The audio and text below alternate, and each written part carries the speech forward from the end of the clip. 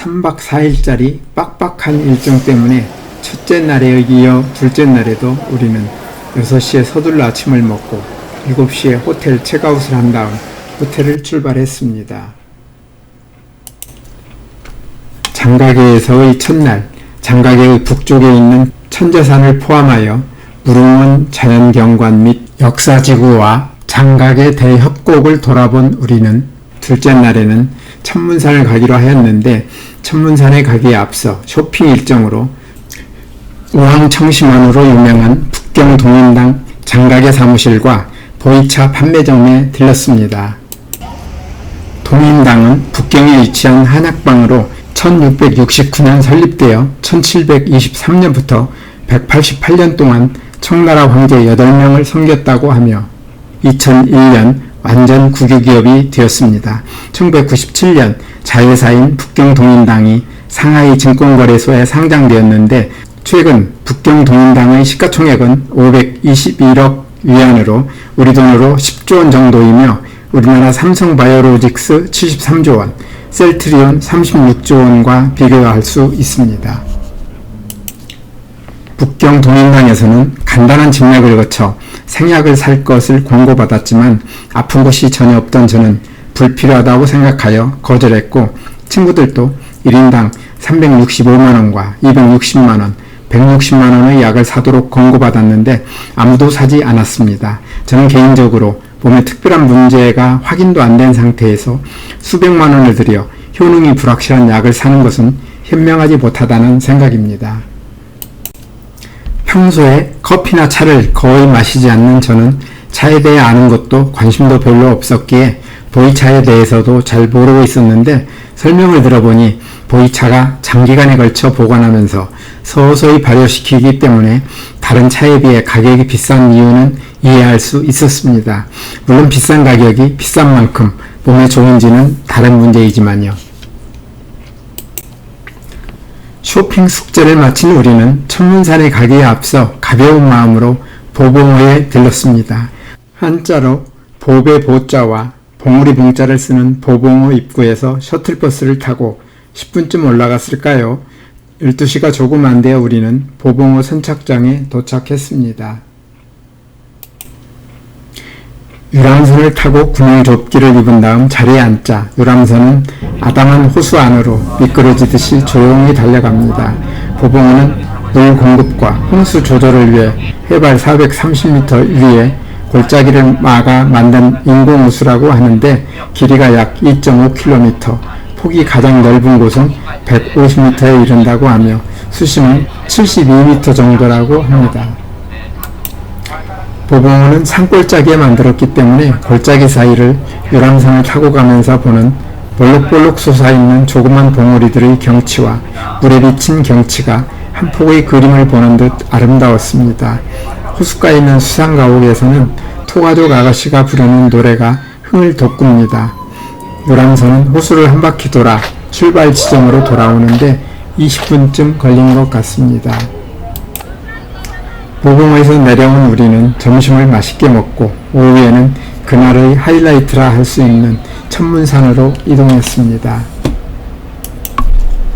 천문산은 해발 1518m로 천자산보다 조금 더 높은데, 천문산에 오르는 방법은 통천대로라 불리는 99개 구비의 산세를 따라 아찔하게 돌며 셔틀버스를 타고 가는 방법과 장가계 도심에서 산 정상까지 연결된 케이블카를 이용하는 방법이 있는데, 우리는 케이블카를 타기 위해 케이블카 승강장으로 갔습니다.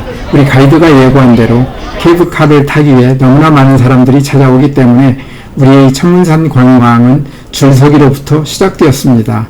건물 1층에서부터 시작하여 3층까지 올라가는 동안 1시간쯤 걸린 것 같은데, 그 정도면 괜찮은 편이라는 가이드의 말을 위안 삼아 끝도 보이지 않는 줄서기의 지루함을 달랬습니다. 그리고 마침내 우리 차례가 찾아왔습니다. 천문산 케이블카 승강장은 장가계 시내에 있기 때문에 천문산 정상까지 올라가는 케이블카의 길이는 무려 7,455m나 되어 세계에서 가장 길고 시간도 30분이나 걸리며 높이로는 1279m나 올라간다고 합니다. 30분이나 걸린다니 25년 전 몽블랑 부근에 있는 알프스의 한 스키장에 갔을 때 리프트를 타고 25분간 올라갔던 기억이 떠올랐습니다. 케이블카를 타고 올라가는 동안 눈앞에 펼쳐지는 멋진 풍경은 탑승자들의 눈을 즐겁게 해주는데 그 가운데서도 해발 1300m의 암벽에 만들어진 천문동이라는 동굴과 산세를 따라 굽이굽이 아찔하게 돌며 올라가는 통천대로라는 길은 특별히 눈에 띕니다. 우리나라에서는 경치 좋은 높은 산에 케이블카를 만들려는 사람들과 환경보호단체를 비롯한 개발을 반대하는 사람들과의 갈등이 끊이지 않고 있는데 케이블카는 일단 만들어지면 큰 고생하지 않고 편하게 멋진 경치를 즐길 수 있는 장점이 있는 점은 부인할 수 없습니다. 장가계의 날씨는 1년 가운데 눈비가 내리거나 안개가 끼는 날이 200일 이상이라는데 우리가 장가계에 머무르는 동안 비가 내리지 않은 점은 다행스러웠지만 케이블카를 타는 동안 하늘이 선명하지 않은 것은 조금 아쉬웠습니다. 케이블카에서 내리니 우리에게는 색다른 경험이 기다리고 있었습니다. 케이블카 종점에서 안내하는 길을 따라가니 천문산 정상에서의 공광은 아슬아슬하게 서쪽으로 만들어진 잔도, 그것도 바닥이 투명하게 내려다 보이는 유리 잔도로부터 시작되었습니다. 우리나라에도 최근에 잔도가 많이 만들어지고 있지만 잔도는 원래 중국에서 외진 산악지대를 통과하는 길로 깎아지른 듯 높이 서 있는 가파른 벼랑에 선반을 매듯 낸 길이었습니다. 잔도는 절벽에 구멍을 낸 후 그 구멍에 받침대를 넣고 받침대 위에 나무판을 놓아 만들었는데 최초의 잔도는 중국의 전국시대에 만들어졌으며 중국을 최초로 통일한 진나라에서는 옆의 나라를 침략하는 데 쓰이기도 했다고 합니다. 지도에서 보시는 천문산 정상은 일반적인 지도와 달리 위쪽이 북쪽이 아닌 남쪽이라서 조금 혼란스러운데 이것은 장가계에서 케이블카를 타고 남쪽에 있는 천문산을 올라갈 때 위로 올라가는 모습으로 지도를 만드는 과정에서 방향이 반대로 그려진 것으로 보입니다. 유리잔도 밖은 천길 낭떠러지이고 바닥으로는 낭떠러지가 보이니 걸어가는 사람들의 표정이 그리 편해 보이지는 않은 걸 보실 수 있을 텐데 잔도가 유리잔도에서 바닥이 콘크리트로 바뀐 뒤에도 조심스러워하는 걸음걸이는 여전했습니다. 저는 잔도를 걷는 동안 이 길을 걷는 사람들의 불편한 마음보다도 이 잔도를 만들 때 공사하기가 얼마나 어려웠으며 얼마나 많은 사람들이 희생을 당했을까 생각하니 마음이 불편했습니다. 서쪽 유리잔도를 지닌 우리는 귀신도 곡을 할 정도로 아찔하고 무섭다는 귀곡잔도를 지나 출렁다리 현수교를 건넜습니다. 유리잔도와 귀곡잔도를 지난 뒤라서 그런지 출렁다리 현수교를 지나가는 길은 너무나 편했습니다.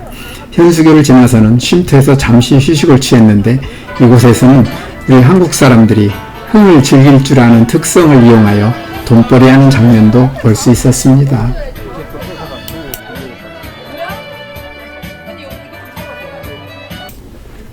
쉼터를 지나니 아슬아슬한 길만 걷던 우리에게 어울리지 않을 만큼 아늑한 길이 나타나기도 했는데 조금 더 가니 천문산사라는 절이 나타났습니다. 천문산은 밖에서 보면 깎아지른 절벽이 둘러싸고 있지만 정상부에는 평탄한 곳도 있는데 천문산사라는 꽤 큰 절이 바로 그 평탄한 곳에 자리 잡고 있었습니다. 천문산사는 당나라 때 창건되어 호남성 서부의 불교 중심지였다는데 소실되고 그 유적만 남은 것을 청나라 때 중건했다고 합니다.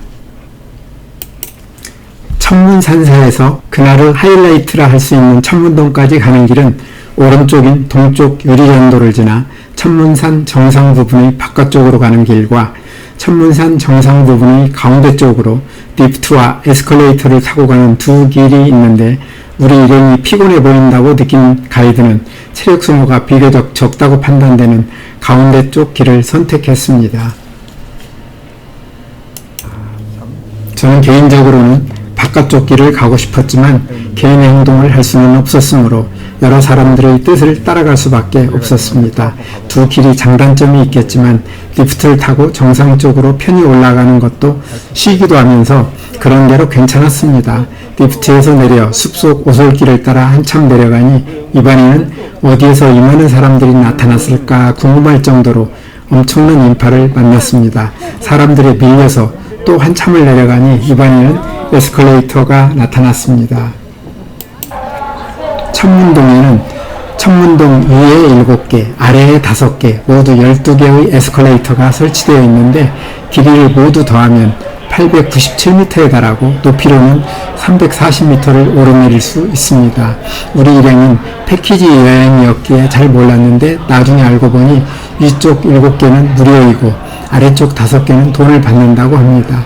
저야 편히 내려갈 수 있어서 좋긴 했는데 이 험한 산에 굴을 뚫어 이렇게 긴 에스컬레이터를 설치한다는 게 잘한 일인지 저로서는 이해하기 어려웠습니다. 자연 훼손이냐 아니냐 하는 논쟁을 떠나 이런 상상을 했다는 사실도 믿기지가 않았고 실제로 공사를 한 것도 중국이 아니라면 있을 수 없는 일이라는 생각이 들었습니다. 어쨌든 7개의 에스컬레이터를 타고 내려가 우리는 천문동에 도착했습니다. 천문동은 해발 1300m의 암벽에 만들어진 세계에서 가장 높은 천연 석회암 동굴로 하늘의 문이라는 뜻을 가지고 있으며 높이 131.5m, 넓이 57m의 거대한 동굴입니다.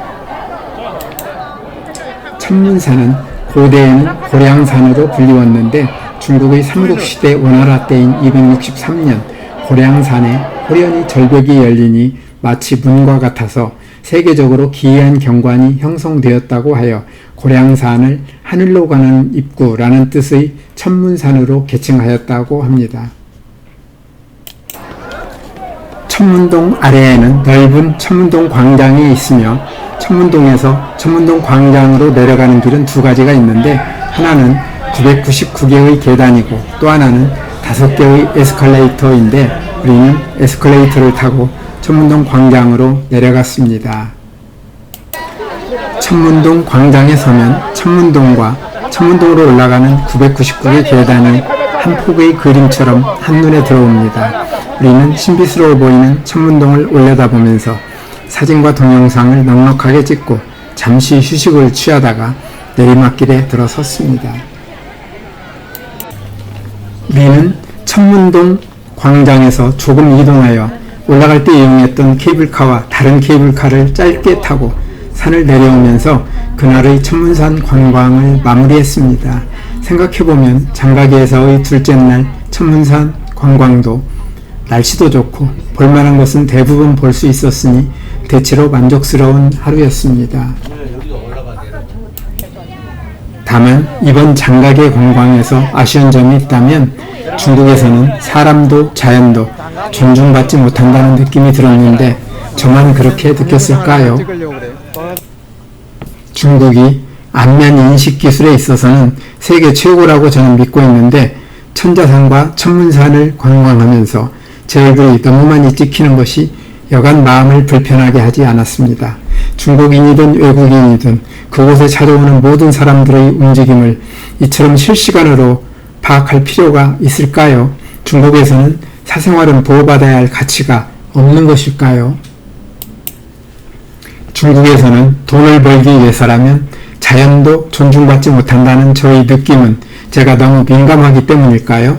후난성 문화관광청에 따르면 장가계 시는 2024년 상반기에만 관광객이 2천만 명을 넘었다는데 여기에는 91만 명의 외국인이 포함되어 있다고 합니다. 관광이라는 측면에서 보면 많은 자금을 투자하여 관광 인프라를 크게 확충한 결과 대성공을 거두었다고 볼 수도 있겠지만 특히 천문산의 사례를 볼 때 그곳에서는 상상력의 한계가 어디까지이며 할 수 없는 일이 무엇일까 하는 생각을 하게 되었습니다. 천문산 구경 잘하고 저녁 식사를 마친 다음 늦은 밤 우리는 장가계를 떠나 칭다오로 이동했습니다. 우리에게 최고의 기쁨을 주시려고 천문산의 아름다운 자연을 만들어주신 분에게 제가 될 수 있는 최고의 감사를 드리며 영상을 마칩니다. 오늘도 끝까지 영상을 시청해 주셔서 대단히 감사합니다. 다음에 더 멋진 영상으로 찾아뵙겠습니다.